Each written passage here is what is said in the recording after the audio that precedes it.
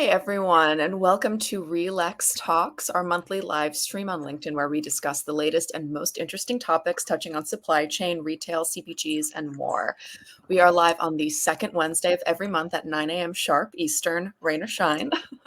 So you can follow RELEX Solutions on LinkedIn to keep up to date with the latest developments in the retail and CPG world. I'm your host, Casey McSherry. Today we are joined by Amanda Oren, the VP of Industry Strategy and Grocery in North America here at RELEX. Asa Farquhar, Solutions Principal, Price Promotions, long history in price and promotions optimizations as a retailer, joined RELEX early this year, and Gaurav Pant, the Chief Insights Officer at Incisiv. So today we are going to be discussing a brand new report, the State of Pricing and Promotions. So thanks so much for joining me today, guys. Welcome to the show. Sorry. Do you guys want to go around and introduce yourselves briefly? Sure. So as Casey said, my name is Amanda Oren. I have been at RELEX for about 5 months now. Prior to this, I was in industry for my entire career. I was in retail. I did some apparel, some home goods, and the last 13 years or so in grocery. And during that time frame, I did have purview over pricing and promotions in several different roles. Awesome. Asa, do you want to go next? Yeah, thanks, Casey. Good morning, everyone. My name is Asa Farquhar. I'm a solutions principal here at RELEX, and I've been with the company. I started early this year, so long history in price and promotion optimization, merchandising.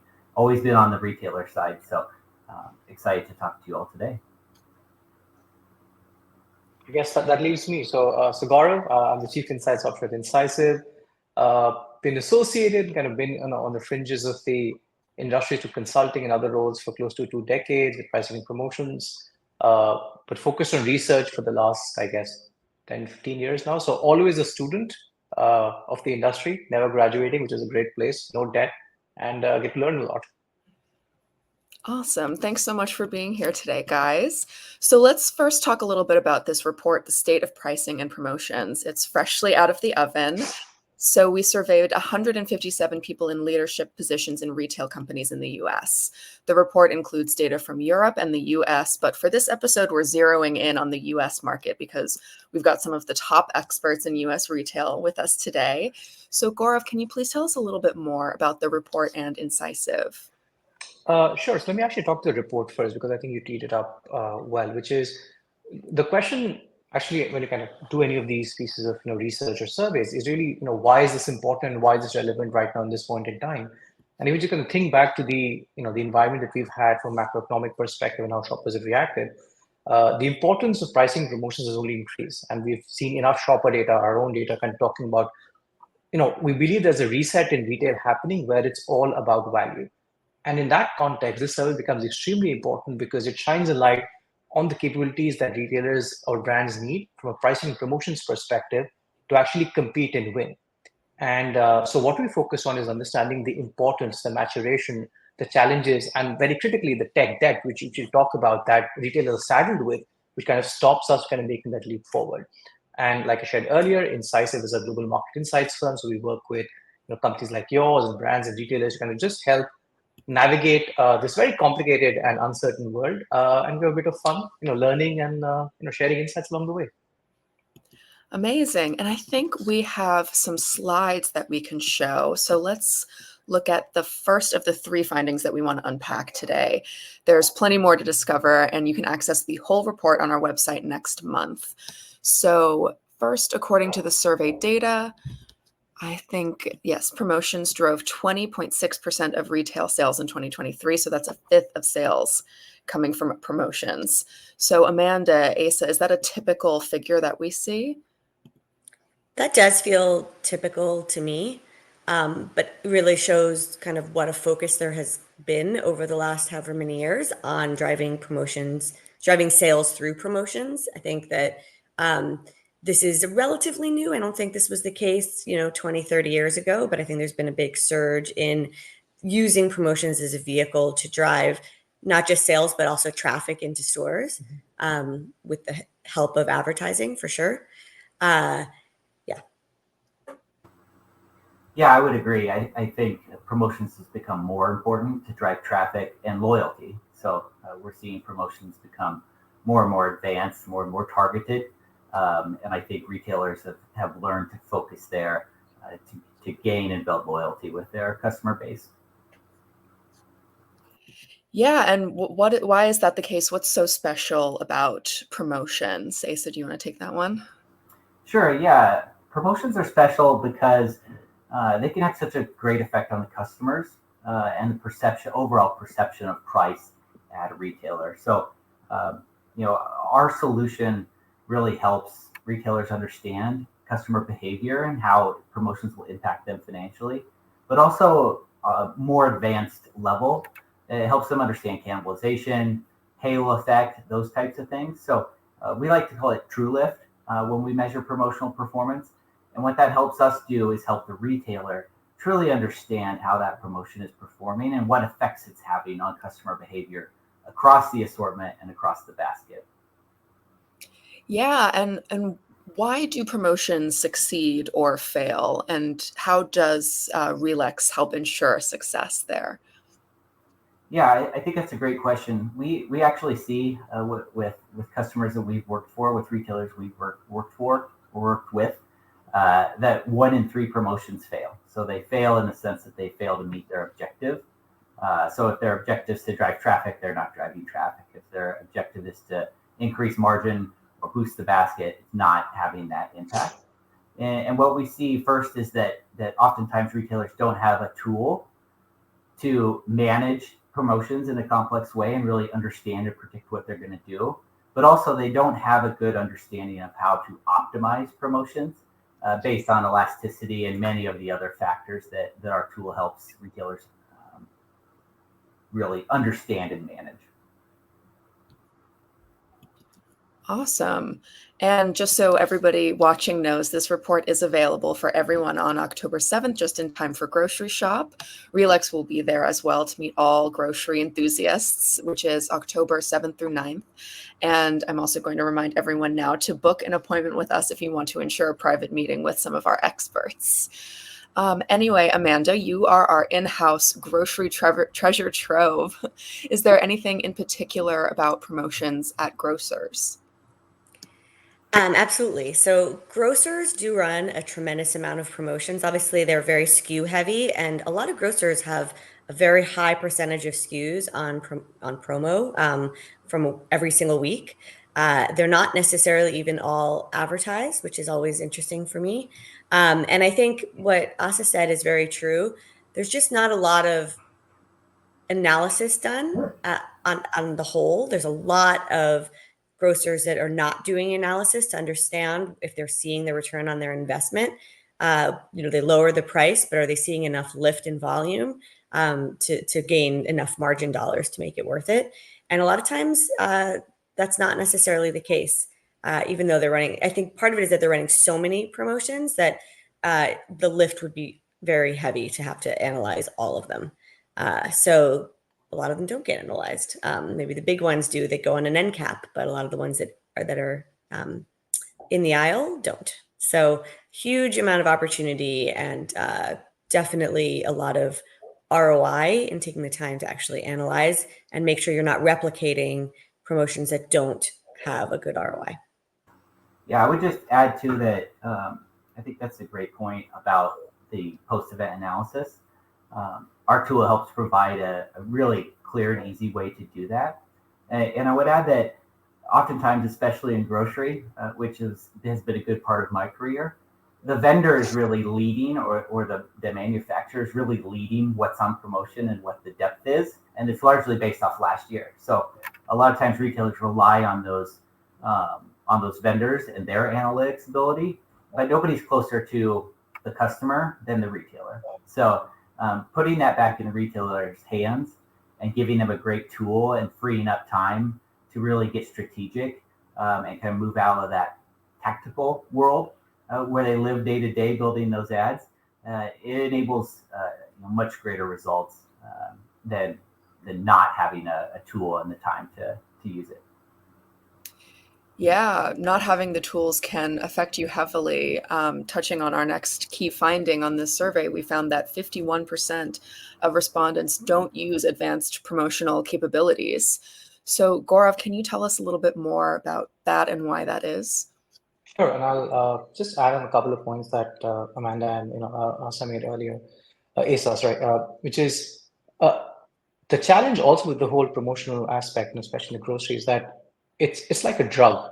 If you get hooked onto this promotion engine, it's difficult to come off it to figure out how to drive sales overall. And the other aspect is that there is margin erosion. There are other aspects that accompany it as well. So if you don't have the right capabilities, or to what we talked about, just a closed loop system of even measuring whether what we did worked or worked as it should have, it's a very fundamental basic question to answer. Now, the flip side of it, or rather the other side, which is interesting, which is your specific question, is around the maturation overall. One of the findings of the study, and I think you had a chart, is that the number one platform for managing promotions and execution is Excel. Now, one would assume that we're using something slightly more sophisticated than Excel to use it. Now, Excel is great. We're familiar with it. It's flexible. It's low cost. You can make manual adjustments. You can do ad hoc things. You can do all the things that are required to you know manage if promotions are only so little. But to Amanda's point, given the number of promotions we're running, we don't even know if promotions overlap with each other, if what vendors kind of help drive which promotional aspect, and that leads to enough confusion from a shopper perspective. Obviously we lose kind of have money on the table that we can't really get to, and fundamentally we're not prepared for forget omni-channel, but just consistent execution of our promotional and pricing strategies, which I think is a huge risk, and I think is a huge margin loss overall. And on the other side, and we have this later on, which is still a lot of the promotional aspects are outdated, if not outdated, at least legacy rule-based approaches to promotions versus something that actually looks at more recent customer behavior impact or feedback from prior promotions to see, hey, this is cannibalization. Maybe we focus our dollars and efforts here. Without it, you're just getting to the point, you're getting some money for these promotions, but most of it is just you're just blowing it up in smoke. And to me, that's something that's a big challenge and opportunity, which is just a little bit of nuance, sophistication there, I think can lead to definite improvement in margin, especially as you talk about razor thin margins in grocery. Yeah, I can add to something that Gaurav said, which I thought was really true, which is I think a lot of times the customer is really confused. So there was a grocer that I recently worked at where the buyers had all of the control of what items to run promotions on. So they used promotions as tools, and different buyers use promotions differently. So you could go down one aisle and see every third item on promo, and then turn the corner and go down the next aisle, and there would be maybe one or two items on promo in the entire aisle. And that was a result of, buyers feeling differently about what the lift they thought they might see from a promo, once again, without necessarily doing a huge amount of analysis. So that led to just a lot of confusion from customers, I think. Like, what does a promo mean? Is it really a good deal when everything's on promo all the time? Is that, what does that mean? And is it really going to drive a difference in behavior? Not necessarily. Yeah. And so, with these analytics being so valuable and important, what's the barrier there? What's difficult about adopting analytics and other tools? Amanda, as you were saying, you work with some of our customers a lot. What are the typical hesitations that they may have? I think that most of our customers have a roadmap of all of the things that they need to work on from a technology standpoint, and this doesn't always rise to the top. I think there's a lot of other priorities and competing priorities, or maybe it should rise to the top, I think, because it does have a tremendous ROI, but people don't always think of it as the most important thing to focus on. There's a lot of focus on price often over promotional analysis. And I think that's because obviously if you can get the price right, it impacts the whole assortment, not just the items on promo. So I think pricing is often where focus goes instead of promotions. And the other thing is just generally kind of change management. I think I have seen, not necessarily in this space, but more broadly, organizations spend a lot of time and effort and money implementing a solution then they have a hard time getting the users to actually adopt. So I think that's always a barrier, especially when it's not a transactional solution that the system, the company has no choice but to adopt. That can lead to it being a barrier to even start. Yeah. And Asa, how does RELEX help retailers overcome these hurdles in your experience? Yeah, I think that's a great question. Well, first, when we engage with retailers, we do what we call a deep needs assessment. So we really try to spend a really significant, meaningful amount of time with the customer, with various stakeholders, to really understand what their problems are, what their current technology is, why they want to make a change, and what the impact will be to them. So we spend a really large amount of time making sure that we truly understand their needs and how we can help improve them. Next, we document all those challenges, business processes, and work with that retailer to understand which of our solutions best fit their needs. And again, many cross-functional teams, especially with promotion. I think Amanda was absolutely right when she was talking about just how complex promotions can be. There's so many teams. There's marketing, there's buyers, there's category management, there may be space team members, logistics, really all the way across the board. Promotions are really driving a lot of activity and work within an organization. So we work there. And then before implementation, we set and share goals that we're accountable to. So, and then lastly, we work with our partners to make sure the implementation is strong. But also to answer that question on how we help, we really give the visibility to the past and help optimize the future. So with our machine learning and AI, we're able to analyze all of the historical transactions that we're able to get our hands on and various other factors so that we can really produce a forecast and a prediction and an optimization at a really granular level to help the retailer meet their goals. So, and we've seen great results with those that we've worked with. Amazing. And I see we have a question here from David, which is, how do grocers avoid the traps of implementing a promotional strategy where shoppers only shop the promotions? So almost the promotions work too well, it sounds like. Yeah, I think that happens quite often. We can kind of get in a pattern where we train the customer to only look for those promotions. One of the ways you can avoid that is we can make sure that we are planning far enough out and that we're planning promotions with a specific goal. So a lot of times promotions, especially in grocery, are just, hey, vendor gives me 50 cents a unit, so I better put it on sale. I better mark it down slightly. And really, you need to take the approach of analyzing every promotion and setting a goal for it. And that goal might be to boost the basket. It might be to just get top line revenue. It might be to bring new customers in that don't typically shop you. So you got to have a balanced strategy there and not just kind of throw every piece of vendor funding or promo opportunity into production. Yeah, good answer. So we've hit a lot on the promotion side, but the report is titled The State of Pricing and Promotions. So I guess you could say that promotions is the exception, whereas the pricing is the everyday. Do you agree with that, Asa? Yeah. The everyday for the majority of retailers, the everyday base price really is the bulk of their business. Yeah. And one of the interesting discoveries in the report to me is that the respondents of some pretty big retailers here in the US said that their pricing capabilities maturity is lower than that of their promotions. Gaurav, any thoughts on that particular? Sure. It's actually there are two elements to that. The first is that the capabilities from pricing perspective, especially as we think of advanced optimization in a dynamic, are lower or behind. However, they do have platforms that kind of support pricing as opposed to just Excel. And I think it's got to do a lot with the fact that pricing is a core strategic function. It's also something where you need financial oversight and transparency. So you need systems of record and things to kind of help manage it, track, and kind of execute on that.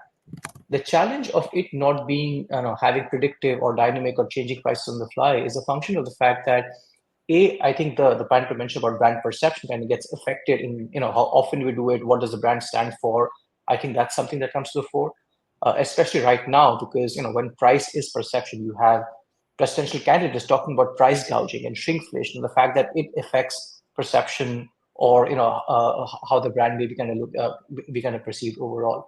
The second thing is, even from an execution perspective, getting price changes approved, executing it at the end of the store is a way more complex and difficult process. It's not as simple as kind of turning things on.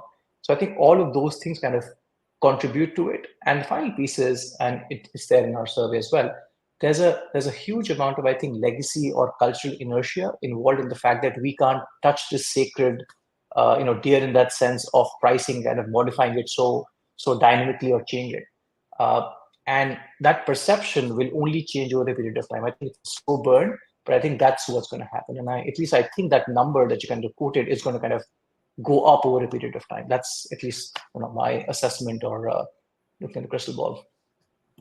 Yeah, awesome. Another thing from the report, 41% of respondents said that their promotional capabilities are either advanced, dynamic, or optimized, while this was the case for only 33% when it came to pricing.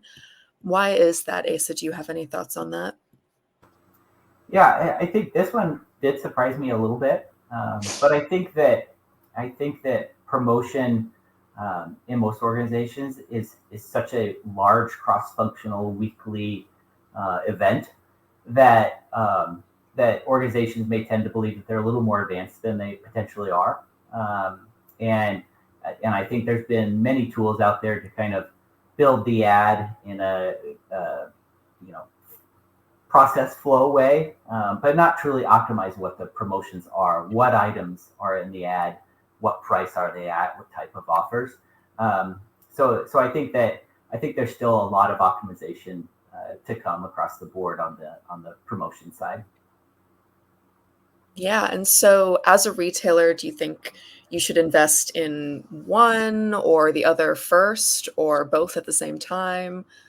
Yeah, I think I'd love to get Amanda's opinion here, but I guess what I definitely believe is that you can't treat promo and price, either of them, in a vacuum.